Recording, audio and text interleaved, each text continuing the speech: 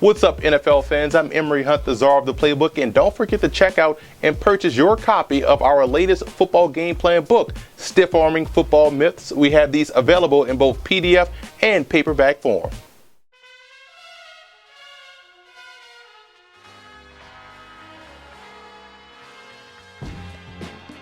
Now let's take a look at some coaching points for both teams in this ball game. Starting with Cincinnati, I would play the power game. I think the Bengals have the personnel to line up double tight and run downhill versus this Colts defense. I think that's the way they have to win this game. It also helps them shrink the ball game and forces Indianapolis to maximize their own possession. Now defensively, I would play the run on the way to the quarterback. We know the Colts struggle in trying to run the football, and that allows the Bengals to then be more aggressive in their gap assignments as far as getting pressure on the quarterback. I think that's one way they can have some success defensively versus Indianapolis. Just play the run on the way to the quarterback until the Colts show they can run the football. And we're talking about execution here. That's the one thing the Bengals have to have. That's why they were able to knock off the Broncos in the regular season. They executed flawlessly, and that has to happen again versus a team that beat you earlier in the season. The second time around, it's about adjustments. What adjustments have to be made? The biggest one I think that has to be made if you're Cincinnati is about executing better than what they did in the first meeting. And for the Colts in this ball game, it's going to be an obvious one. You want to bracket A.J. Green. How healthy he is or not, you still have to take away their number one option and force Andy Dalton to go to other targets consistently throughout the ball game. And offensively, in the passing game, I would try to get Drake Kirkpatrick to turn his hips. He's a guy that does a solid job in off coverage type of read and react type coverages. But when you ask him to turn his hips and run with the receiver, he tends to struggle to change direction. He doesn't have the fluid hips that you want to see from a starting cornerback. So if you spread the field and find a matchup with Drake Kirkpatrick aligned over a receiver, take your chances with double moves, try to get a big play in the passing game. Now defensively, winning with robber coverage, I think, could be a huge advantage for Indianapolis. We know Andy Dalton tends to flatline passes. He tends to spot throw and also tends to predetermine where he's going with the football, which a lot of times is over the middle of the field. So I think they have a great chance of creating turnovers with robber coverage.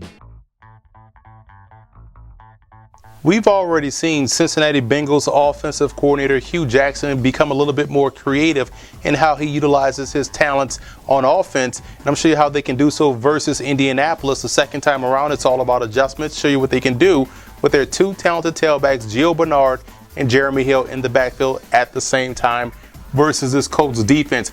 We're going to put Gio Bernard here. He's a little bit more quicker, although Jeremy Hill has proven to be both quick and agile. But we're going to try to run Gio Bernard on an inside trap, trying to get speed going downhill. It puts defenders in the bind, especially linebackers. So we're going to trap this defensive tackle right there, that 5 technique. So we're going to take this play side tackle. He's going to work up, and he's going to block the linebacker. We're going to have the guard and center combo on his nose, and the guard's going to peel off and take the first threat. So if they have a free-flowing linebacker, guard's going to pick him up, block down. And how we're going to try to influence his backer stay here to gain extra leverage on the second level. As the cadence starts to wind down, we're going to reverse out as if you're handing the ball off to Jeremy Hill, shooting in the hole right there. Backer has to respect that. Backside guard's coming around, kicking out that 5 technique. Almost like a little crossbuck action, little wing T football for you right there. Gio Bernard's coming at the same time, taking the handoff from Andy Dalton, and he's shooting inside the hole, hopefully running to daylight, outrunning the corner and the safety, because we're going to have the receiver try to get in front of the strong safety and pick him up. So this is one way they can utilize both backs in the backfield at the same time, trapping the 5 technique. It's all about adjustments. It's all about creativity, and no one does it better than Hugh Jackson. Again, like I mentioned before, it's all about adjustments the second time around you play an opponent. I'm going to show you how Indianapolis versus Cincinnati can take advantage of an over-aggressive defense trying to make a play in the passing game. And what you're requiring your receivers to do is read coverage on the fly. So you're reading 1, 2, and 3. And what we're asking the receivers to do, we're going to run a simple bubble screen. So after you've run this bubble screen, guys will cheat up, guys will try to guess and try to make a play quickly, which is what they're supposed to do. Try to make that play quickly, get the guy down in space. So what you're trying to do is have this guy work up and block the backer. You're going to have him work up as well, try to get the corner blocked, and you're asking the receiver to make one guy miss. So what you're actually going to do, reading these 3 guys, if they're aggressive, he's going to show blocking, and he's going to say, okay, this guy is going. I'm going to work in this soft zone right here. Now you have Andrew Luck pull a football and try to fit a quick slant right there over the backer's head, right in between the zone right there, because he's probably going to drop. So you have a window. Boom. Now what you're asking this guy to do, if he reads, okay, he's aggressive, he's going to break up to the post. So now if you have two over-aggressive guys flying to the bubble screen trying to make a play, you have two reads to where Andrew Luck can fit the ball in there, whether he takes the slant or the skinny post or the deep post right there. So that's one way this week versus Cincinnati they can have success. Or if you want to, as you ask the guy to go up and block the corner, and he's slow blocking it right here, he's going off the line as if he's going to kick him out. Now he's running down the sideline, and we know Andrew Luck can make that bucket throw. So you're reading play, you're reading coverage on the flies, you're reading the aggressiveness of the backer, the safety, and the corner trying to jump this bubble screen.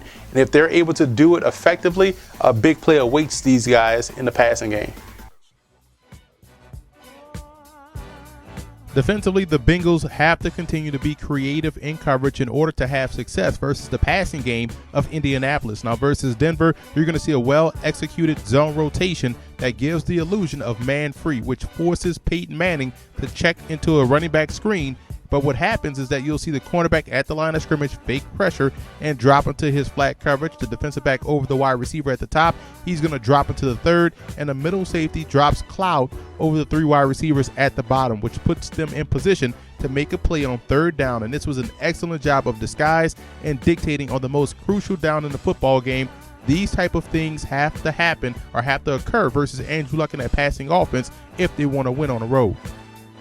Here's an example of the Colts dictating with pressure versus the Giants, whose offense is similar to what the Bengals try to do offensively, and the Colts are showing double A-gap pressure with tight two-man behind it. And what this does is tells the quarterback that he has to find the safest throw to make the completion. Now, where they fool Eli Manning is over the tight end. The outside linebacker is going to fake coverage and come off the edge, which now makes the strong safety responsible for the tight end in coverage. Now, it's man-free instead of two-man, which causes Eli to hesitate and hold the football a little bit too long and ultimately lead to an incomplete pass. But as we run it, this also shows you how well the cornerbacks understand leverage and help, because across the board, the Colts cornerbacks were in excellent position, and Eli Manning virtually had nowhere to throw the football other than a tight end in the flat for a minimal gain. This was excellent defense by the Colts, and they'll need this type of performance versus the Bengals.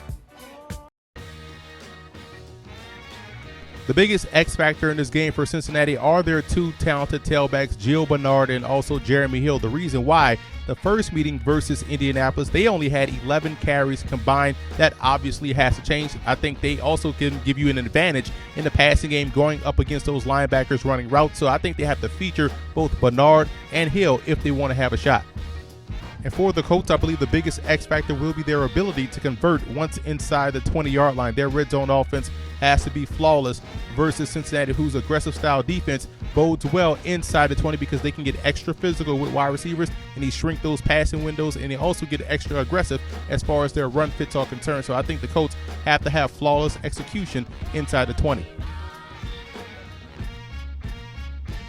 I like the Colts in this ball game. I believe offensively, although they can't run the football with any level of consistency, I think their passing game from short to intermediate to deep helps supplement their running attack. And I think that right there gives the Bengals defense problems because they can attack them at every level. And I think defensively, what's underrated about Indianapolis's defense is the fact that they can apply pressure. They may not always get to the quarterback, but they do cause enough disruption to where the football comes out of your hands quickly to where you have to make a bad throw or a rush throw and ultimately get off the field. And I think that right there, along with the way they play offense, will allow them to move on to the next round. And I also want to give a huge shout out to Colt fan forums and Bengal fan forums for all